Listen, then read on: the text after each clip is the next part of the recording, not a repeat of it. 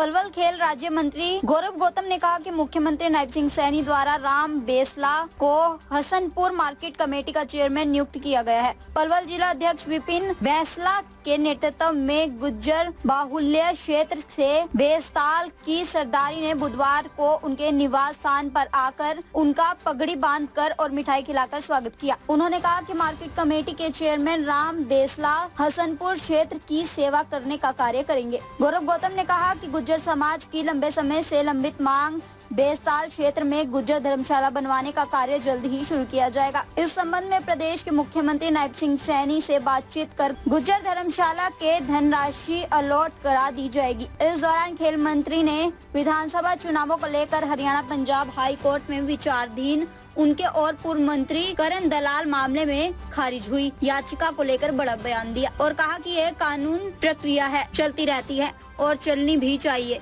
इसमें निश्चित रूप से कानून अपना काम कर देगा। साथ ही उन्होंने बिना पूर्व मंत्री करण दलाल का नाम लिए उन पर कांग्रेस पर निशाना साधते हुए कहा कि हमने चुनाव के समय में भी वादा किया था कि पलवल को हम कांग्रेस के झूठे मुकदमों से मुक्त कराएंगे और हमने वो काम किया है। गौरव गौतम ने कहा कि अब कांग्रेसी छटपटा रहे हैं कि इलाके की जनता उनकी सुन ले, लेकिन अब जनता समझ चुकी है कि कांग्रेस पार्टी को जो सदमा लगा है उससे वो उलझुल बयानबाजी कर रहे हैं। अब कांग्रेस को ना छोटे की शर्म है ना बड़े की। वो मीडिया में अपने आप को मीडिया में बने रहने के लिए कुछ भी बोल देते हैं। वहीं उन्होंने बीते दिनों हुई 2 खिलाड़ियों की मृत्यु को लेकर कहा कि बहुत ही दुखद और पीड़ादायक घटना है, ऐसा किसी के साथ नहीं होना चाहिए। उन्होंने कहा कि हमने पूरे प्रदेश के जिला खेल अधिकारियों को आदेश दिए हैं कि पूरे प्रदेश के सभी सरकारी व गैर सरकारी स्टेडियम को चेक करें और उनसे अंडरटेकिंग ले कि वह भविष्य में ऐसी कोई दुर्घटना ना हो। उन्होंने पलवल न्यू मार्ग पर सड़क हादसे को लेकर कहा कि इस संबंध में अधिकारियों को निर्देश दिए गए हैं कि जर्जर सड़क को दुरुस्त किया जाए ताकि कोई हादसा ना हो।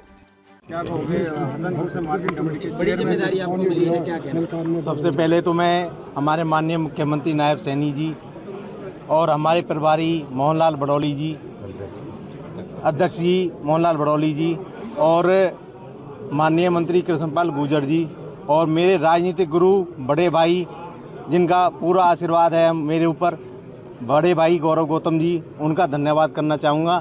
और आगे भी उनका आशीर्वाद लेके जितनी लोगों की समस्या होगी, जो किसानों की समस्या होगी, उनको हल करने का समाधान करेंगे।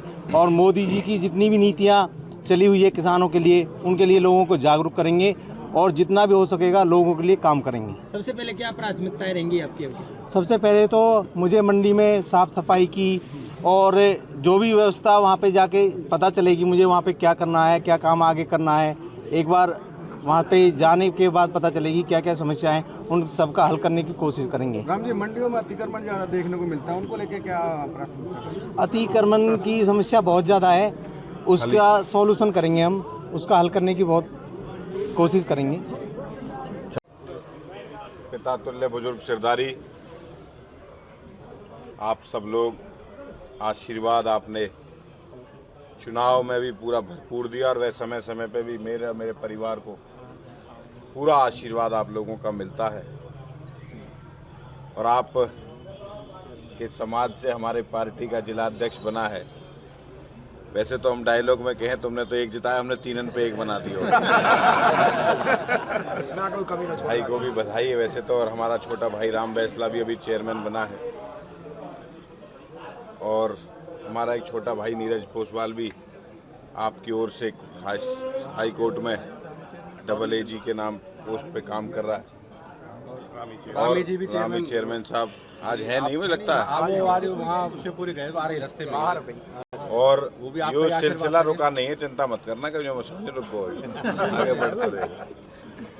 और धर्मशाला की बात रही, वो आप एक बार एस्टीमेट हमने अभी तय कराया है कि हम अभी 1 से 1.5 करोड़ रुपया अभी आपको करा दें और फिर अगले फेज में जितना 1-1.5 करोड़ लगेगा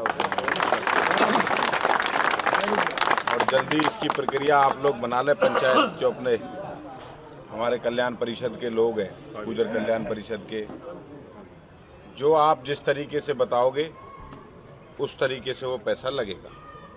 हम भी चाहते हैं, वो हमारे चौधरी साहब नहीं रहे दुनिया में, हमें पिता तुल्य थे, बहुत आशीर्वाद देते थे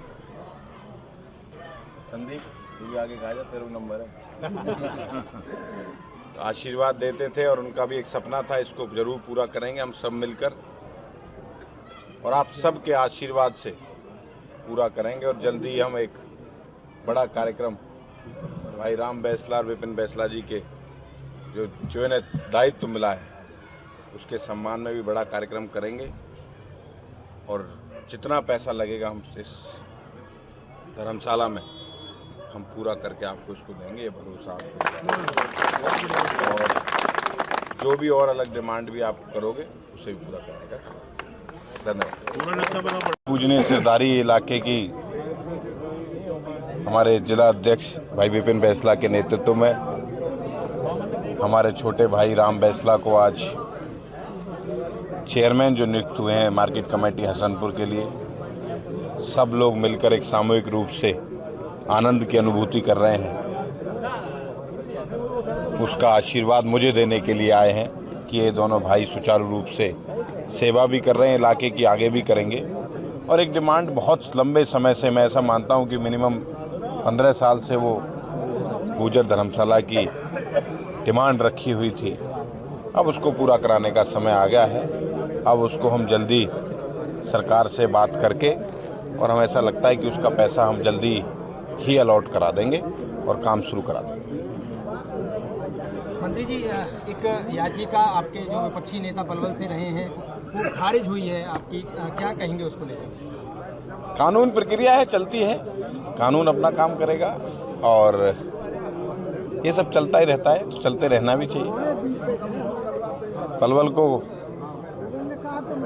हमने चुनाव के समय पे भी कहा था कि जो कांग्रेस सरकार में झूठे मुकदमे लगाए जाते थे उससे मुक्त कराएंगे। आज हमने मुक्त कराया है।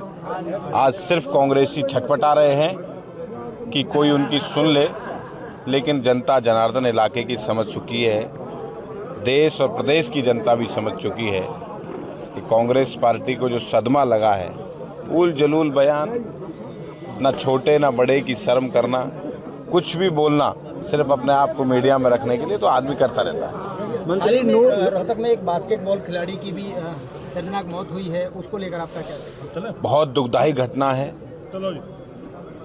और बहुत गहरा, मैं खुद व्यक्तिगत रूप से वहाँ गया, बहुत दुखद घटना है, किसी के साथ होनी नहीं चाहिए और दुर्भाग्यपूर्ण भी है। हमने वो जो खेल का मैदान था पंचायत विभाग का था, हमने सारे हरियाणा प्रदेश के डीएसओज को आदेश करे हैं, निर्देश दिए हैं कि वो सारे, चाहे प्राइवेट स्कूल्स के या सरकारी हों, पंचायत के हों, शिक्षा विभाग के हों, जल्दी से जल्दी उन्हें चेक करके उनसे अंडरटेकिंग लें कि भविष्य में भगवान ना करे कोई ऐसा दुर्घटना, ऐसा दुर्भाग्यपूर्ण काम हो। इस बात सरकार पूरी उस परिवार के साथ खड़ी है। मंत्री, एक हाल ही में नूह रोड पर भी एक सड़क हादसा हुआ है जो कि सड़क के टूटने के कारण हुआ है, तो उसको लेकर क्या कहें? कुछ बात आई थी उस समय पे, हमने उसके अधिकारियों को बुलाकर, मैंने व्यक्तिगत चंडीगढ़ में उन अधिकारियों को बुलाकर निर्देश दिए हैं कि उसको जल्दी से जल्दी उसका दुरुस्त किया जाए। वो भी बहुत लंबे समय से बनी नहीं थी, तो मुझे लगता है कि अब उसे जल्दी ही कर लिया जाएगा। बैसला क्षेत्र से अभी नवनियुक्त जो मार्केट कमेटी के चेयरमैन हैं, उनका पूरा जो बैसलात मिला है आपसे, उनकी कुछ मांगे भी रही हैं, क्या आश्वासन मिला है? नहीं, पूरा बैसलात ने जिस प्रकार से मुझे आशीर्वाद दिया चुनाव में, मैं उनका आभार भी व्यक्त करता हूं और उन्होंने जो, हम तो उनके परिवार की तरह हैं, वो जैसा कहेंगे हम उस पर आदेश पर चलेंगे, जो बैसलात की सरदारी करेगी उस पर काम करेंगे। कोरोना काल में ट्रेनें बंद हुई थी और पिछले चुनाव में आपका मुद्दा भी रहा था कि ट्रेनें शुरू करवा दी जाएंगी, 16 ट्रेन बंद हैं। एक दो ट्रेन शायद स्टार्ट हुई हैं, ऐसी जानकारी मेरे पास आई है।